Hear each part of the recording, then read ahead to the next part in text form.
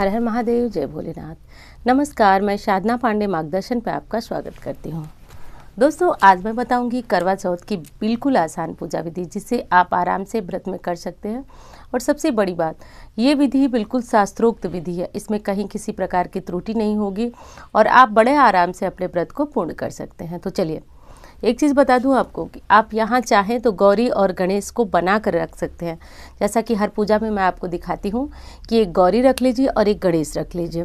तो गौरी को क्या करते हैं, हल्दी में पानी डाल करके और बना देते हैं, और गणेश जी को तो जो सुपारी होता है उसमें मौली बनाकर, और चाहे तो आप फोटो से कर सकते हैं। तो पिछली बार मैंने बताया था कि आप अलग से बनाइए, तो आप लोगों को लगा था कि दीदी इसी तरह बताइए क्योंकि व्रत में थकान रहता है। तो इस बार की वीडियो जो है, आप फोटो में गणेश जी देख रहे होंगे, इन्हीं की पूजा हम करेंगे।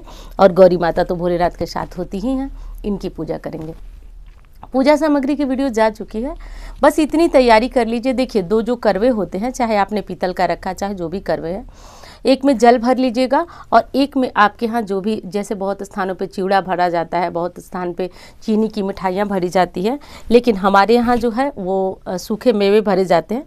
तो जो भी भरे जाते हो वो लेकर के सब सामान अपना रख लीजिएगा। ऊपर भर रखने के लिए ये दो क्या बोलते हैं, दिए, और इसमें थोड़ा थोड़ा चावल, कहीं कहीं पे गेहूँ। कलश तैयार कर लीजिएगा। कलश तैयार करने में बस इसमें ना आपको जल भर देना है, और उसमें सिक्का, सुपारी, मौली, सिक्का, सुपारी और हल्दी की एक गांठ डाल करके और ये पत्ते रखकर, आप जानते हैं इसलिए मैं बहुत बड़ा वीडियो को नहीं बनाना चाहती हूँ। मैं सोच रही हूँ कि आसानी से आपका काम भी हो जाए। सारी चीज़ें एक बार आप देख लीजिए। इस तरह से एक दीप कलश हम प्रज्वलित करेंगे, तो एक दीपक रख लीजिए। और सबसे पहले जब हम पूजा करने जा रहे हैं शुरू, तो दिया जला लेंगे हम सबसे पहले। तो देखिए, दिया हम जला लिए। अब उसके बाद क्या करेंगे, सर्वप्रथम जो है, इसी तरह घबरा करके पूजा कभी नहीं शुरू किया जाता है। सबसे पहले ना खूब आराम से आप शांति से बैठ जाइए, फिर सोचिए कि आपको क्या करना है। तो देखिए, सबसे पहले हाथ में फूल ले लीजिए, हाथ में फूल लीजिए और संकल्प कीजिए कि आप करने क्या वाले हैं। यदि आप भगवान को संकल्प करके पूजन करेंगे तो उसका फल आपको पूर्ण मिलता है। तो संकल्प करने के लिए हाथ में ऐसे जल ले लीजिए, फूल ले लीजिए, अक्षत ले लीजिए। अब उसके बाद हाथ जोड़कर अपना नाम बोलिए, स्थान बोलिए और गोत्र बोलिए, और किस चीज़ की पूजा करने जा रही हैं। तो आप बोलिए कि आप करवा चौथ की पूजा करने जा रही हैं, पति की दीर्घायु के लिए, उनके निरोग के लिए, उनकी सुख समृद्धि के लिए। तो ऐसा बोल करके हाथों से ऐसे, मतलब मैं आपको बता रही हूँ, आप ऐसे करके बोलिएगा। बोलने के बाद वो चीज़ें यहीं छोड़ देंगे। अब इतना तो आप संकल्पित हो चुके हैं। अब उसके बाद क्या करिए कि सारी चीज़ों पे ओम अपवित्रो पवित्रो बा। देखिए, कुछ चीज़ों को तो हम धोते हैं लेकिन कुछ चीज़ों को नहीं धोते हैं। तो इस तरह करके सबके ऊपर जल छिड़क देंगे। इससे क्या होगा कि चीज़ें जो है वो पवित्र हो जाएंगी, जिनमें किसी भी तरह की अशुद्धि नहीं रह जाएगी। अब अगला काम यह होगा कि अब हम गणेश जी का और गौरी जी का और करवा माता का, भोलेनाथ का आवाहन करेंगे। आवाहन भी उसी तरह करेंगे जैसे हम संकल्प लिए थे। इस तरह करके हम आवाहन करेंगे हाथ में लेकर के कि हे प्रभु, हम करवा चौथ की पूजा के लिए आपको बुला रहे हैं। हे गणेश जी, हे गौरी जी, हे भोलेनाथ, हे करवा माता। आप अलग अलग भी इनका आवाहन करिए, अलग अलग ही करिए, ज़्यादा सही रहेगा। मैं आपको बताने के लिए एक साथ बता रही हूँ। तो इस तरह से करके आप पूरे भाव से, मन से आवाहन किया जाता है। ध्यान दीजिएगा, आवाहन का मतलब ये नहीं कि बस हम बता रहे हैं आप सुनिए। खूब मन से आप कल्पना कीजिए कि भगवान हमारे यहाँ आ रहे हैं, हमारी पूजा को स्वीकार करो। एकदम आंखें बंद करके, ऐसे आंखें बंद करके, हे प्रभु, हमारे यहाँ मैं पूजा करने जा रही हूँ करवा चौथ की, आप हमारे ऊपर कृपा कीजिए। आइए, दिल से बुलाइएगा, भगवान ज़रूर आपके ऊपर कृपा करेंगे। मैरिड लाइफ में किसी तरह की दिक्कत है तो वो ज़रूर दूर होगी। फिर ऐसा बोलकर रख दीजिए। अब भगवान को आपने बुला लिया। अब चलिए उनको स्नान कराते हैं। तो चाहे गौरी गणेश आपने अलग से रखा, चाहे इस तरह से, अब फोटो है तो इसके ऊपर इस तरह से जल छिड़क कर स्नान करा दीजिए। अच्छा, करवों की भी पूजा होगी, ध्यान रखिएगा। इनको भी जो टीका वगैरह लगाना होता है, तो बस वही साधारण सी पूजा होती है। कलश को भी कर देंगे, तो ये कर लीजिएगा। उसके बाद गणेश जी को, गौरी जी को सिंदूर अर्पित करेंगे। भोलेनाथ को जो है सफ़ेद चीज़ों का, यानी कि सफ़ेद चंदन का तिलक किया जाता है। करवा माता को भी तिलक करेंगे। तो तिलक मतलब कि सिंदूर समर्पित करेंगे। अपने करवों को भी आप सिंदूर से या फिर रोली से ज़रूर टीक लीजिएगा, ज़रूरी होता है ये टीका करना, तिलक करना। और हाँ, कलश को तो ज़रूरी होता है, क्योंकि जिस निमित्त आपने पूजन किया है उन सभी देवी देवताओं का कलश में ही वास होता है। अब देख लीजिए, ये चीज़ तो आप कर चुके हैं। अब जो बचा हुआ सिंदूर यानी कि हाथों में लगा हुआ सिंदूर है वो अपने मांग में ज़रूर भर लीजिएगा, इस तरह से करके। तो ये भर लीजिएगा, क्योंकि आज सुहाग के लिए ही पूजा हो रही है। और कभी भी ना हाथों को इधर उधर नहीं साफ़ किया जाता है जिसमें सिंदूर ऐसे करके आंचल में ही इनको साफ़ किया जाता है जिसमें सिंदूर लगा हुआ होता है। तो ये कर लीजिएगा। अब भगवान को आपने स्नान वगैरह तो करा ही दिया। चलिए अब भर लेते हैं अपना करवा। एक में तो जल भरेंगे, और इसको कब उठाएंगे तो चंद्र पूजन के समय उठाएंगे, और एक जो है वो उसको अगली सुबह जब सास को सामान देंगे तो उसके साथ ये करवे का सामान भी हम दे देंगे। तो चलिए इसमें हम ना जो मेवे भरे या फिर जो भी चीज़ें आपके यहाँ भरी जाती हों वो चीज़ आप भर लीजिएगा। देखिए भर चुकी हूँ मैं।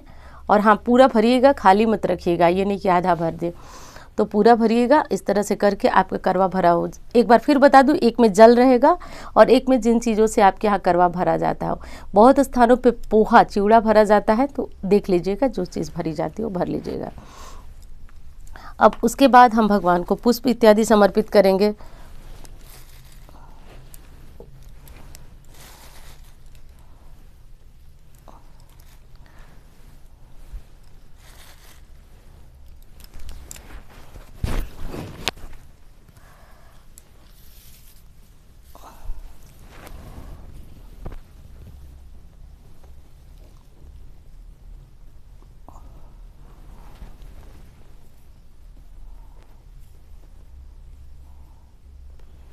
तो ये कर लीजिएगा। उसके बाद अब दोस्तों जो भी सामान आप रखे हुए हैं अपना, जैसे कि जो सास को देना है या फिर जो भी सामान आप चढ़ाने वाले हैं खुद के लिए भी, तो वो आप ऐसे करके फ़ोटो से एक बार स्पर्श करा लीजिए, फिर गौरी गणेश से स्पर्श करा लीजिए, फिर कलश से स्पर्श करा करके इसको कहीं अन्य स्थानों पे रख लीजिए।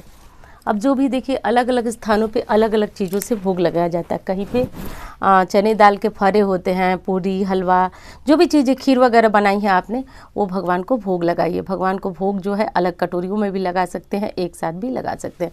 तो इस तरह करके, क्योंकि देखिए भगवान ना सुगंध से भोजन ग्रहण करते हैं, तो इस तरह करके और भगवान को भोग समर्पित कर दीजिए। अब करवा माता के लिए अलग से आपने कोई चुन्नी वगैरह लाई है तो आप जो है चुन्नी ये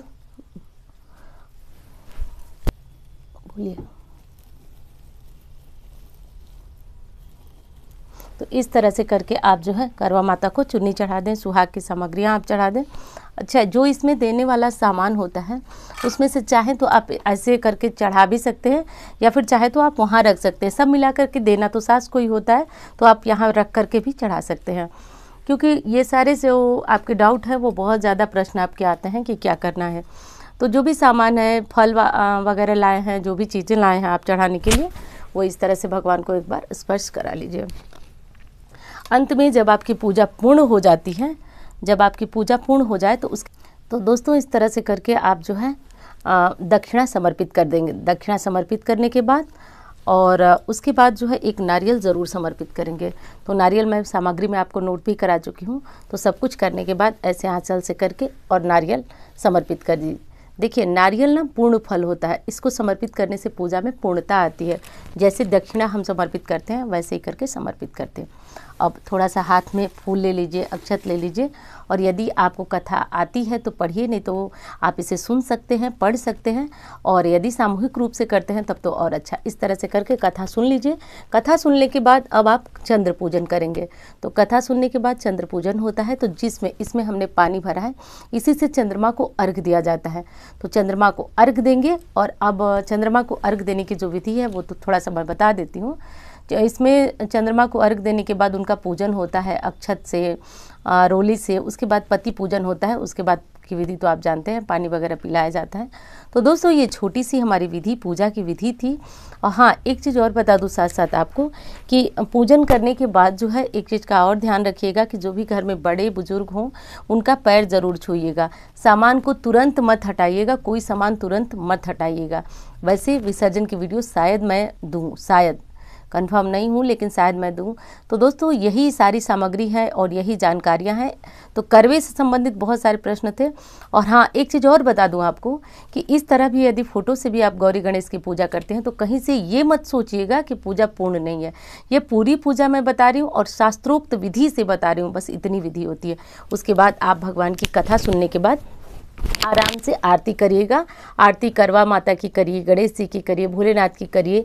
और करने के बाद सबसे पहले गणेश जी की, फिर भोलेनाथ की, फिर करवा माता की। उसके बाद आप जब चंद्रमा निकलेंगे तो आप चंद्र दर्शन करें, पूजन करें, पति पूजन करें, और इसके बाद तो आप पानी वगैरह पी ही सकते हैं। तो दोस्तों ये बहुत साधारण सी जानकारी थी, लेकिन पूरी जानकारी थी, मैं बार बार कर रही हूँ। तो वीडियो कैसी लगी बताइएगा ज़रूर। अच्छी लगती है तो लाइक ज़रूर किया करें, क्योंकि आपके लाइक मुझे बहुत बड़ी प्रेरणा देते हैं। इतनी सारी मेहनत, आप तो जानते हैं, इतनी तैयारियां, मेहनत, सब कुछ किसके लिए होता है। तो ये इस मेहनत में और इस तैयारियों में बहुत समय लग जाता है, तो इसलिए वीडियो भी आपको लेट मिलता है। लेकिन चलिए, आपको अच्छी लगे यही मेरे लिए बहुत बड़ी बात है। अच्छी लगे तो लाइक कर दीजिएगा, चैनल को सब्सक्राइब करिएगा। धन्यवाद। हर हर महादेव। सभी सुहागन स्त्रियों का सौभाग्य करवा माता भोलेनाथ की दया से बना रहे, ऐसी कामना करती हूँ। आप सभी को हैप्पी करवा चौथ। हर हर महादेव।